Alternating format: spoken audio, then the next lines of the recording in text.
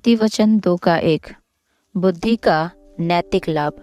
हे मेरे पुत्र, यदि तू मेरे वचन ग्रहण करे और मेरी आज्ञाओं को अपने हृदय में रख छोड़े और बुद्धि की बात ध्यान से सुने और समझ की बात मन लगाकर सोचे और प्रवीणता और समझ के लिए अति यत्न से पुकारे और उसको चांदी के समान ढूंढे और गुप्त धन के समान उसकी खोज में लगा रहे, तो तू यहोवा के भय को समझेगा और परमेश्वर का ज्ञान तुझे प्राप्त होगा।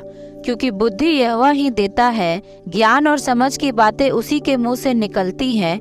वह सीधे लोगों के लिए खरी बुद्धि रख छोड़ता है, जो खराई से चलते हैं उनके लिए वह ढाल ठहरता है। वह न्याय के पथों की देखभाल करता और अपने भक्तों के मार्ग की रक्षा करता है।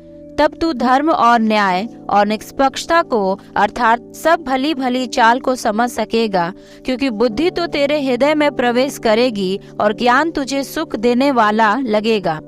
विवेक तुझे सुरक्षित रखेगा और समझ तेरी रक्षक होगी, ताकि तुझे बुराई के मार्ग से और उलटफेर की बातों के कहने वालों से बचाए, जो खराई की मार्ग को छोड़ देते हैं ताकि अंधेरे मार्ग में चले, जो बुराई करने से आनंदित होते हैं, जो दुष्ट जन की उलटफेर की बातों में मगन रहते हैं, जिनकी चाल चलन टेढ़ी मेढ़ी और जिनके मार्ग बिगड़े हुए हैं। तू पराई स्त्री से भी बचेगा, जो चिकनी चुपड़ी बातें बोलती है और अपनी जवानी के साथी को छोड़ देती और जो अपने परमेश्वर की वाचा को भूल जाती है।